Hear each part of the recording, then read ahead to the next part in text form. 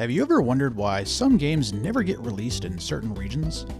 Okay, maybe sometimes the reasons are obvious, like for, say, all of those mahjong and horse betting games that Japan seemed to get many years ago, or games like F1 Manager remaining as a European exclusive. I imagine that keeping those sort of titles in their respective markets was a swift and easy decision to make. On the flip side, you have games like Katamari Damacy that, despite feeling distinctly Japanese, end up not only localized in Western regions, but also as surprise international success stories. However, there's another genre of localization oddity I find particularly strange, that being the genre of Japanese games localized for European markets, but for some reason never making their way to America. I'm talking games like the SNES classic Terranigma and the PS2 not quite as classic Resident Evil Survivor 2 Code Veronica, not to be confused with just Resident Evil Code Veronica. That one's alright.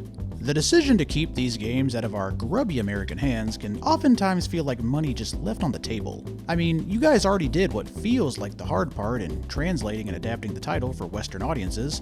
At that point, don't you just slap on another 10 frames a second and ship that bad boy off to the land of the free? Unfortunately, that's probably a mystery for another day, as I'm not a game publisher and I've certainly never been involved in the publishing process. But these questions all lingered in my mind as I played through the topic of today's video, the 1999 Japan and Europe only Konami PlayStation release, Gungage. I mean, how does a game that literally has gun in the title not manage to find its way to American soil? Between the undeniably cool-looking box art and the low-poly aesthetic that deeply appeals to my inner gaming boomer, even just seeing a bit of Gungage, I knew I was going to have to give this game a try. Where did things go wrong here? Is there maybe an obvious reason that Gungage wasn't able to find its way across the pond? And does this game have the substance to back up its immense and unmistakable style? Well, folks, let's take a look and find out.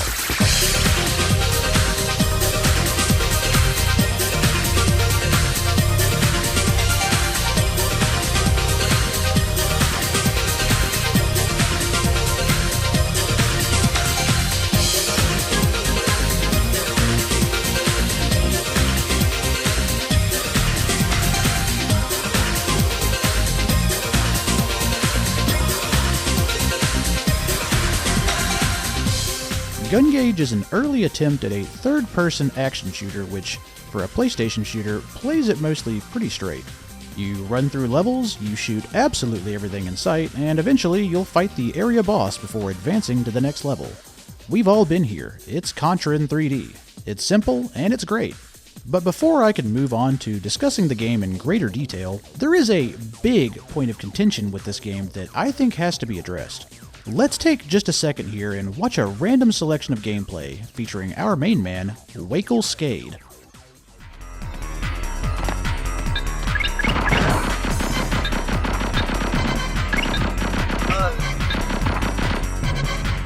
Got one.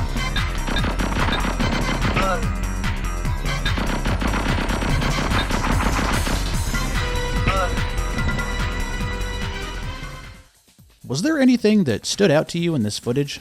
I'm willing to bet a thought probably came to mind that was something along the lines of, damn, that looks a little awkward. And you'd be right, because flat out, this game can be a little cumbersome. This is a third-person shooter that is pre-Resident Evil 4, pre-Gears of War. I mean, it is straight up pre-right analog stick. And it all shows, because Gungage, it really didn't have everything figured out in terms of controls and movement. Both your character movement and camera work are handled together using either the D-pad or the left analog stick, with your only movement support coming in the form of strafing with the L1 and R1 buttons, a function that will be critical for you to take advantage of if you want to do well in this game. You will quickly realize that this game is a product of its time, which in some ways I do think actually contributes to its charm, but speaking realistically, it's just all a bit clunky. Now, I'm addressing all of this now because I think these controls could flat out make or break this game for a lot of people. If you're not able to look past this dated movement and control scheme, then you might not have a great time with Gungage. However, if you're willing to put yourself into that late 90s teenager headspace, fresh off a trip to the mall arcade and maybe having just finished up some light web browsing with your AOL dial-up, then I think you'll find that Gungage has a lot to offer here. Right off the jump, I need to talk about this game's presentation because, as a total package, it all slaps. I can't stress enough just how much this game's look is my jam. I'm a big sucker for a good low-poly aesthetic, and Gungage really hits a home run in that department. Each of your 4 main playable characters have both interesting designs and in-game models, with our boy Wakel in particular here giving Nomura some serious competition in the buckled accessory department. The texture work on all of the characters is clean, and the animations and particle effects are all eye-catching as well, with the minigun-wielding Steer's back jaunt animation being a particularly swaggy favorite of mine. It's not even that useful of a move, I just found myself wanting to use it anyway. Even on the character select screen, these rotating idle character models are out here aura farming at levels Piccolo could only dream of. Honestly, you could slap a few filters on this screen alone and you'd have yourself the perfect visual aid for a lo-fi YouTube playlist. Even better is that this game really goes the extra mile for the sake of visual flair. Each character, besides having a distinct feel and playstyle, also have their own unique and individualized visual components throughout the game. A great example of this is how the HUD layout itself is different both in form and function for each character. While every character has some way of managing their special moves and ammo, this area also doubles as a radar for the characters Steer and D. Things like targeting reticules are different for each character, and for my personal favorite detail, the health and energy pickups are unique per character. So Steer might pick up a sandwich for healing, while the Man's Man card might find a nice pack of Marlboro Reds for a little pick-me-up. And the laboratory-created D, well, he just drinks oil and gas, which really got a laugh out of me the first time I witnessed this. The game's accompanying art is also mostly pretty stellar, though I was a bit disappointed in learning that the main artist, Akihito Yoshitomi, is only credited with working on one other game over his career, a Japanese PlayStation exclusive called Cybernetic Empire. He does seem to have a fairly successful career as a manga artist and even YouTuber, so kudos to our boy there. Anyway, the tiny character portraits in the HUD look great and almost Squaresoft-esque in a way. The box art, particularly the Japanese box art, is certainly a standout as well, and undoubtedly would have had my child self staring at it longingly on the shelf of a Blockbuster video. If this had ever come to America, I mean. You could even unlock a concept art viewer in-game to get a better look at some of these character portraits. Now there is this one portrait that has Wakel looking like he's fresh off of being attacked by a colony of bees, but otherwise my only complaint was that I wish there was just more of this. Seriously, I spent a decent amount of time online trying to find more art of the game, but it seems like there really just isn't much out there. I did find just a tiny bit more official art after discovering that this game actually had a physical release of its soundtrack, which I then quickly realized I likely have no chance of ever obtaining. But, while we're on the subject of this game's soundtrack, brother, this shit bangs. I don't know if it's just something about this era of releases, but these late 90s game composers were not fucking around. And in a way, I guess that's to be expected here.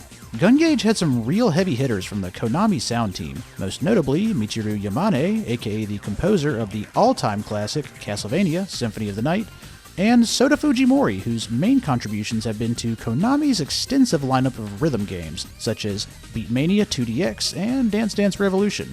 Fun fact, apparently Gungage was actually the first title he worked on at Konami. Excellent work, Sota. Now, I've been spoiling you rotten this whole time with what is in my opinion the game's standout track, and I mean, I really like this song. But there are certainly some other great tracks to be found here as well, such as the credits theme,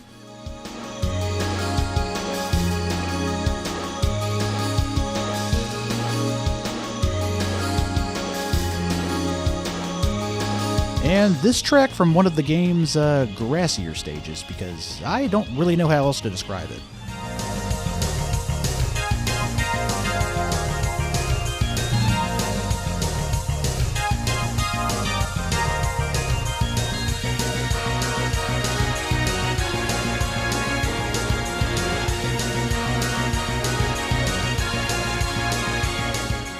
Beyond just the music, the sound effects are also all pretty stellar, with great general gun shooting noises, as one would hope from a game called Gungage, explosions, and big ol' laser charge-up noises.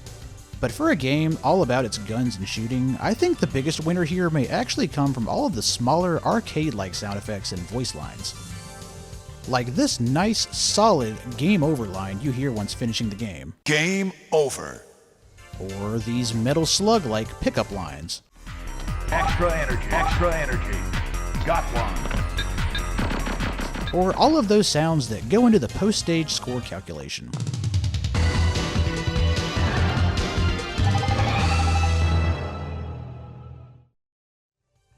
Now, all of this shit, you can inject all of this straight into my veins because it all claws at my brain in a primal 90s kid way that feels outright irresponsible to just be offering over the counter like this. From here, I don't think I have a whole lot more to say regarding the game's presentation. It's all excellent, and I'm not going to belabor the point here because experiencing it yourself will do more than any of my words can. You have eyes, you have ears, and you're probably already drawing your own conclusions from the gameplay that's on the screen anyway.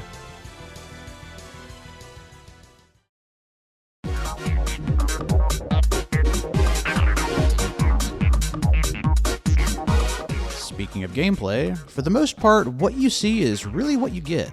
I've talked briefly already about the general feeling of clunkiness encompassing the game, but for all of the awkwardness I've discussed regarding moving and shooting, the game is still pretty fun to play.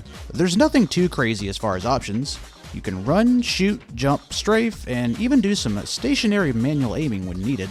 But where things start to get a bit more fun is when considering the 4 different characters, their playstyles, and their special abilities. I've touched on it a bit before, but each character in Gungage has a completely unique loadout, HUD, attributes, and sometimes even outright unique mechanics. Wakel Skade is your vanilla, cool pistol-wielding character with special abilities that can freeze enemies and deflect projectiles completely for a short while. He also has some minor complexity in that his pistol can be fired notably faster by tapping rather than holding, but be warned, you may hurt your wrist if you're a weak-tendon gamer like myself. He's a great character to learn the ropes with, and his projectile deflection ability in particular can make him very forgiving.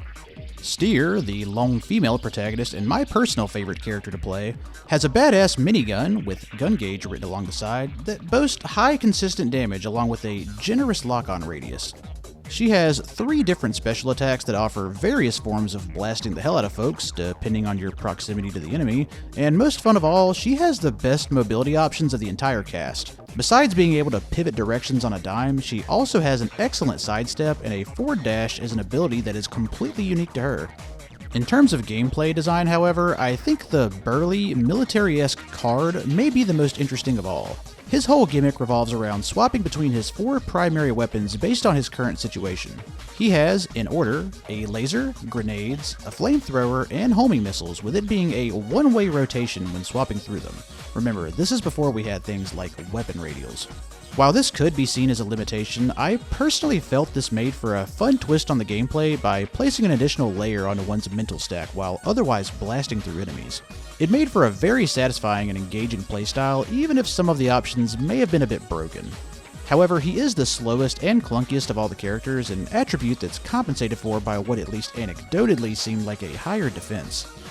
Finally, our last character is Devon Fang, who, despite me being pretty excited to unlock, I found may have been the most underwhelming character of them all.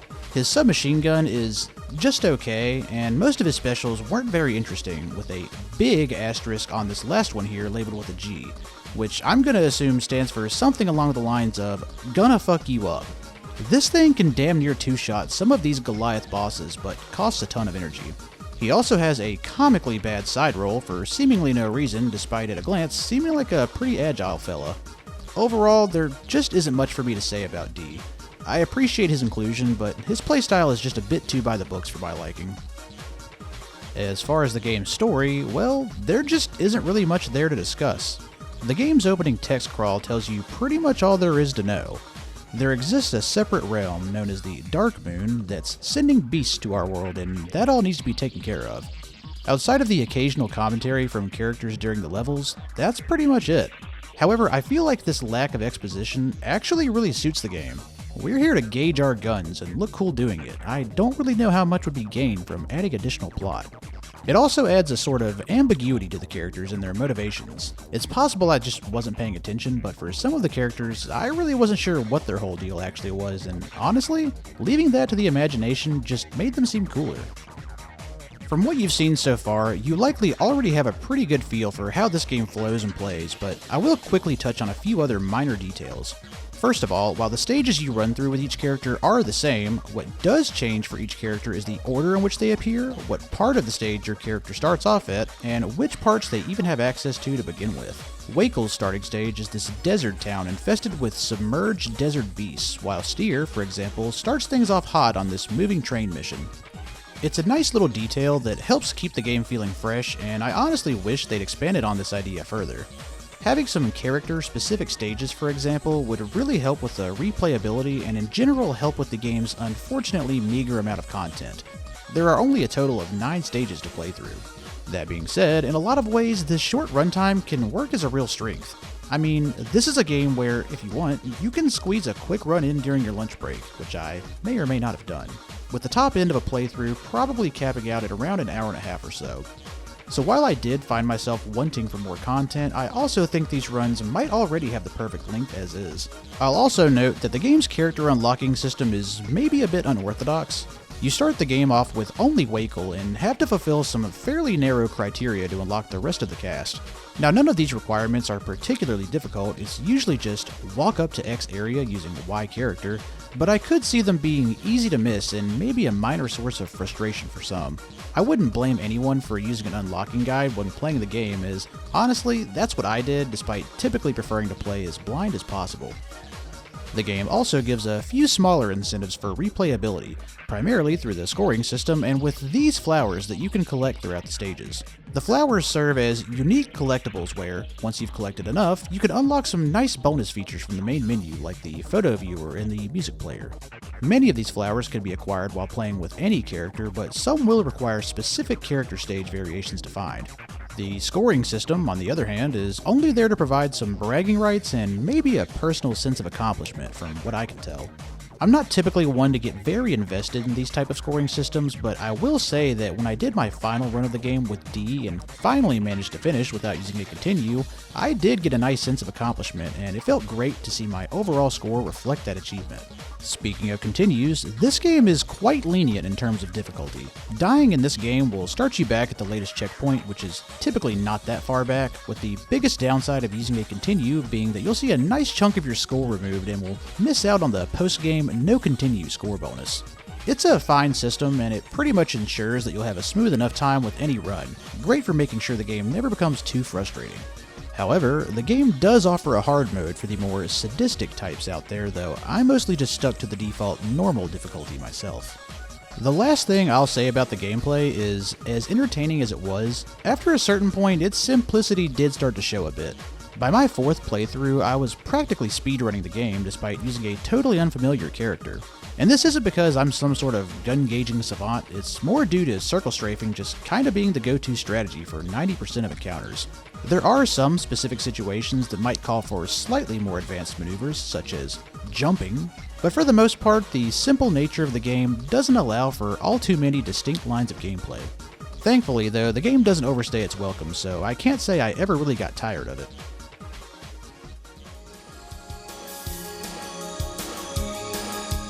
So, after exploring Gungage more in depth, the question is, what have we learned here? Has it become any more clear why this game wasn't fit for an American release? Well, truthfully, not really. The game's limited text and dialogue was already translated into English, and at least to me, this still seems like a perfect fit for American audiences in terms of gameplay and aesthetic. I'd even go so far as to say that had I played this game as a child in 1999, it almost certainly would have been a formative experience for me. My only guess at this point is maybe Konami thought the game's feel would be a bit too abrasive for American audiences, but even that seems flimsy at best. So all in all, my time with Gungage was a good one. Hell, honestly, it was a bangin' one. Admittedly, I had a bit of a ramp up in adjusting to the feel of the game, but by the time I'd finished my first run and unlocked my first character, I was dialed in. In a way, Gungage is the sort of platonic ideal of a video game.